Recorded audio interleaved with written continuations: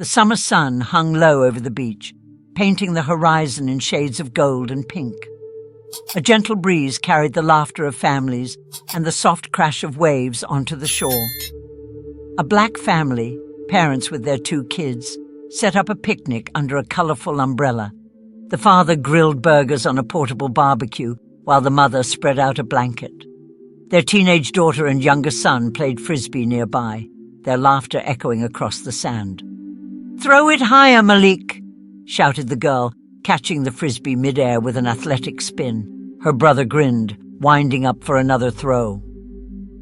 At the same time, a police SUV rolled to a stop in the nearby parking lot.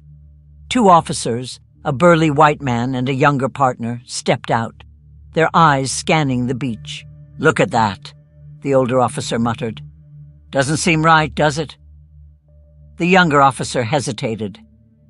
"They're just having a picnic, Jim." "Sure," Jim snapped. "But something feels off. Let's check it out." The officers approached the family, their boots crunching against the sand. The father noticed them first, his smile faltering. He placed the spatula down and stood, shielding his family instinctively. "Afternoon, officers," he said cautiously. "Is there a problem?" Jim's gaze hardened. "Mind if we ask what you're doing here?" The mother frowned, stepping beside her husband. "We're on vacation. Is that a crime?" Jim crossed his arms. "We've had reports of suspicious activity in the area. Gotta make sure everything's in order." The father's jaw tightened. "Suspicious? We're just having a barbecue with our kids. Look around. Everyone here's doing the same."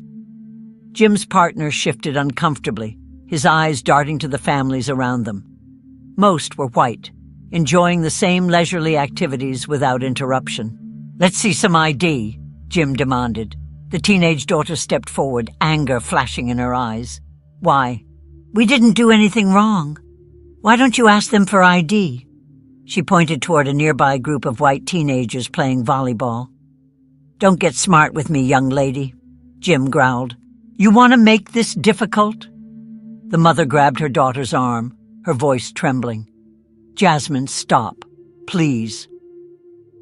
Up on the balcony of a luxury resort overlooking the beach, Donald Trump sipped his Diet Coke, his signature scowl deepening as he watched the scene unfold. He leaned over to his assistant, who was nervously adjusting his tie. "Get me my phone," Trump ordered, his voice low but firm. "I'm recording this." Back on the sand, the confrontation grew tenser. The younger officer finally spoke up, his voice hesitant. "Maybe we should let them be, Jim. There's no sign of—" "Quiet, rookie!" Jim barked, cutting him off. "I know what I'm doing." The father held up his hands, his voice steady, but filled with barely contained anger. "Enough. We've done nothing wrong. You're harassing us because of the color of our skin. Isn't that right?" Before Jim could retort, a loud voice rang out from a nearby megaphone. "Hey, officers, step back." Everyone turned to see Donald Trump standing on the balcony, phone in hand, his expression stern. "I've been watching this whole thing. This family's done nothing but try to enjoy their day. You're making fools of yourselves." The officers froze. Jim's face turned crimson as he stammered, Mr. President, I didn't realize—" Trump cut him off. "Didn't realize? Didn't realize you were being a racist idiot? Get off this beach before I make a bigger deal out of it? Believe me, I will." The mother stared up at Trump, disbelief and cautious relief washing over her face. The father placed a protective hand on her shoulder, watching as the officers retreated, muttering under their breath. Jasmine's mouth hung open in shock. "Did that really just happen?" Malik whispered. Jasmine shook her head. I think it did." Trump turned to his assistant, smirking. "See that? Best president. Nobody's tougher on injustice than me." The family stood in stunned silence as the officers disappeared over the dunes.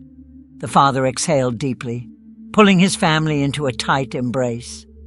The mother whispered, her voice breaking, "Let's just go home." Jasmine looked back toward the resort, a mix of gratitude and bewilderment in her eyes. Never thought I'd say this, but thanks, Trump. They packed up their belongings, the weight of the encounter lingering in the air as they walked back to their car.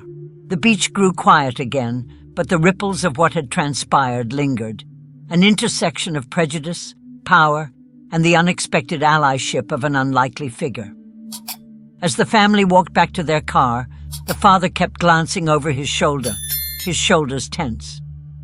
The younger son, Malik, broke the silence first, his voice trembling but trying to sound brave. "Dad, why were they so mad at us? We didn't do anything wrong." The father paused mid-step and crouched down to Malik's level, his eyes filled with a mix of sorrow and determination. "You're right, son. We didn't. But sometimes people see us, and all they see is what they want to see, not who we are." Jasmine, still clutching the frisbee tightly, scowled. "It's not fair. Why don't they harass the other families? Just because we're black? It's disgusting." The mother, standing nearby, sighed deeply. "It is, Jasmine, and it's something we've had to deal with for a long time. But yelling won't fix it. Staying strong and showing them we won't back down, that's what matters."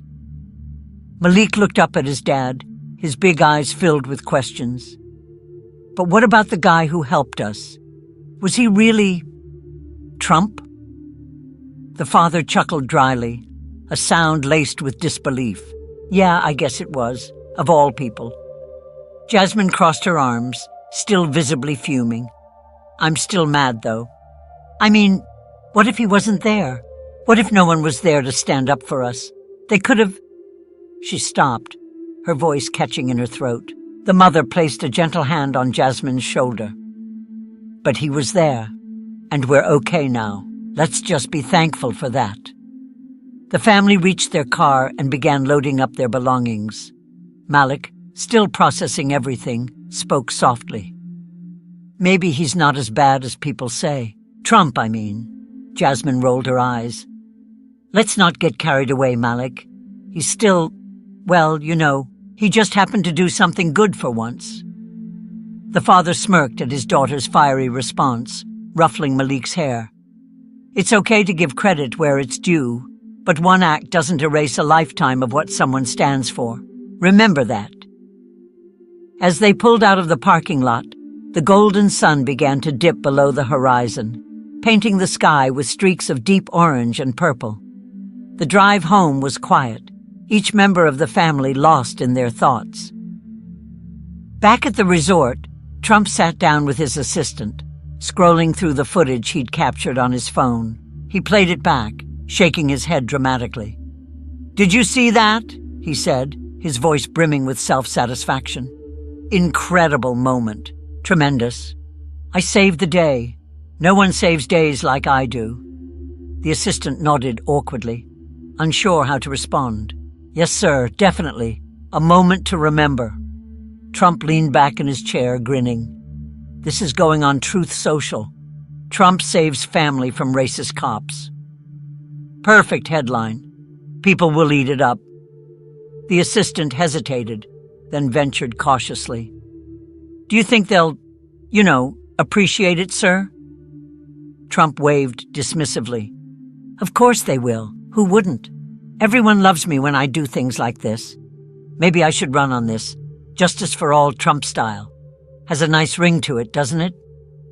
Meanwhile, down in the lobby, the younger police officer who had tried to stop the incident earlier stood near the front desk, speaking softly into his phone. "Yeah, Mom, I'm okay," he said. "No, it wasn't right what Jim did. I don't care if he's been on the force longer. I'm not just going to stand there and do nothing next time. I need to be better than that." He hung up and stood there for a moment, staring out at the now empty beach. His gaze was solemn, his shoulders heavy with the weight of the day. That night, back in their living room, the family sat together, watching the local news. The footage from Trump's phone had made headlines, sparking conversations across the country. Jasmine groaned, throwing a pillow onto the floor. Of course, now it's all about him, not us, not what happened. Her mother wrapped an arm around her. Let them talk. The truth doesn't need headlines to matter. The father nodded in agreement, his voice steady. This isn't the first time we've faced something like this, and it won't be the last. But every time we stand up, every time we get through it, we show the world who we are. Malik, sitting cross-legged on the floor, looked up at his parents. So, what do we do now? The mother smiled, her eyes glistening. We keep living, Malik. We keep loving, and we keep standing tall. Jasmine picked up the pillow she'd thrown, her frustration slowly softening. And next time, she said with a smirk, I'll throw the frisbee at their heads. The family burst into laughter, the tension finally breaking. In that moment, they felt the strength of their bond, unshaken and unbreakable. And while the echoes of injustice lingered, so too did the resilience to face it, together. The family finally arrived home, the weight of the day still hanging in the air. As they stepped inside, the father placed the picnic basket on the kitchen counter and took a deep breath. Let's talk about this tomorrow, he said softly. We need some rest. The kids nodded, heading upstairs, but Jasmine paused on the steps. Dad? He turned to her, his expression gentle but tired. Yeah, sweetheart. Do you think it'll ever change? People like that, treating us like we don't belong? The father thought for a moment, his eyes meeting hers with quiet determination. It has to. Not because they'll change, but because we'll keep showing them who we are.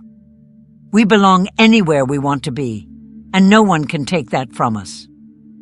Jasmine gave a small nod, the fire in her eyes tempered, but not extinguished. Okay, good night. Good night, he replied, watching her disappear up the stairs. The mother stepped into the room, leaning against the counter beside him. You handled that well, she said with a small smile. He shook his head. I just hope they never get used to it. I want them to fight back, to know they're worth more than how they're seen by people like that. The mother placed a hand on his arm. They'll be okay. We raised them to be strong. From the living room, Malik's voice called out, Mom, Dad, look, we're on TV. They walked in to see the news replaying Trump's intervention. The headline read, Former President steps in against racial profiling. The footage was dramatic, with Trump's booming voice ordering the officers away. The father sighed, sinking onto the couch. Of course, it's all about him now. The mother laughed softly, sitting beside him. Let it be. If it gets people talking, maybe it'll help someone else. He leaned back, pulling her close. Maybe, but tomorrow we move forward. No matter what. The camera zoomed out as the family sat together, their resilience shining brighter than any headline, ready to face whatever came next, together.